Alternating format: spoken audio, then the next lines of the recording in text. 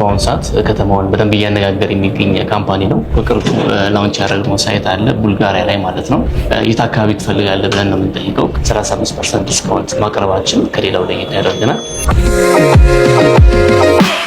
ቴምር ፕሮፐርቲ በአዲስ ይዘት በአዲስ ነገር በአዲስ ሳይት መምጣታቸውን አስመልክቶ ወደ ኦፊሳቸው ጎራ ብለናል። እስከ ቪዲዮ መጨረሻ ድረስ አብራችሁን ቆዩ።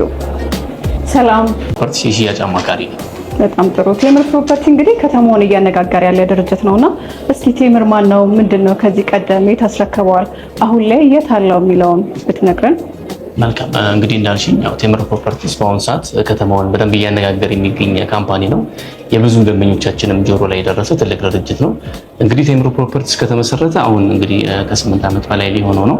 በዚህ እንግዲህ ስኬታማ ዓመታት ውስጥ ወደ 7 ሳይቶችን አስረክበናል። ለምሳሌ ያለ እንግዲህ በአጠና ተራ፣ በለቡ፣ በአያት እንዲሁም በ4 ኪሎ ያስረክብናቸው ሳይቶቻችን ናቸው።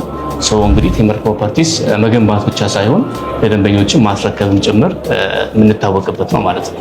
አሁን ደግሞ በሰፊው እንግዲህ በፒያሳ፣ በሳር ቤት፣ በአዋሬ አፓርትመንቶችን እንዲሁም ደግሞ በገላን የንግድ ሱቆችን እየሸጥን እንገኛለን። ቅድም መግቢያ ላይ እንዳነሳሁት ወይንም ወደ እናንተ ኦፊስ ያስመጣኝ ጉዳይ አዲስ ሳይት ቡልጋሪያ ላይ ማውጣታችሁን ሰምተናልና ስለሱ ሳይት ብታብራራለን። መልካም እንግዲህ ያው በቅርቡ ላውንች ያደረግነው ሳይት አለ ቡልጋሪያ ላይ ማለት ነው።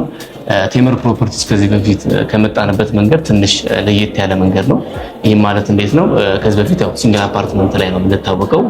አሁን ደግሞ እንግዲህ አሰራራችን ለውጠን በኮምፓውንድ አፓርትመንት ጥሩ በሚባል ሎኬሽን ላይ ማለትም በቡልጋሪያ አፍሪካ ህብረት አካባቢ ከነጃሺ መስጂድ ፊት ለፊት 7000 ካሬ ላይ ባረፈ ኮምፓውንድ ጌት የሆነ አፓርትመንት ነው ማለት ነው። የንግድ ሱቆችን እና የመኖሪያ አፓርትመንቶችን የሚያካትት ነው። አፓርትመንቶቹ ባለ 1 መኝታ ከ4.8 ሚሊዮን ብር ጀምሮ እንደዚህም ደግሞ ሱቆችም ከ3.2 ሚሊዮን ብር ጀምሮ አካተናል። ለሽያጭ እንግዲህ አሁን ላይ አውጥተናል ማለት ነው። ቴምር ሪል ስቴት ከሌላው ሪል ስቴት በምን ይለያል? ጥሩ ጥያቄ የጠየቅሽኝ። ያው ከዚህ በፊትም ብዙ ደንበኞች እንግዲህ የሚጠይቁት ጥያቄ ነው። አሁን ሰዓት እንግዲህ እንደሚታወቀው ያው ሪል ስቴት ከተማው ላይ በብዛት የበዛበት ታይም ነውና ቴምርን እንግዲህ ከሌላው የሚለየን እንግዲህ መጀመሪያ በከተማው እምብርት በሆኑ ከተሞች ላይ መገኘቱ ማለትም በሳር ቤት፣ በፒያሳ እንዲሁም በሌሎችም መሀል ከተማ ላይ መገኘታችን ነው።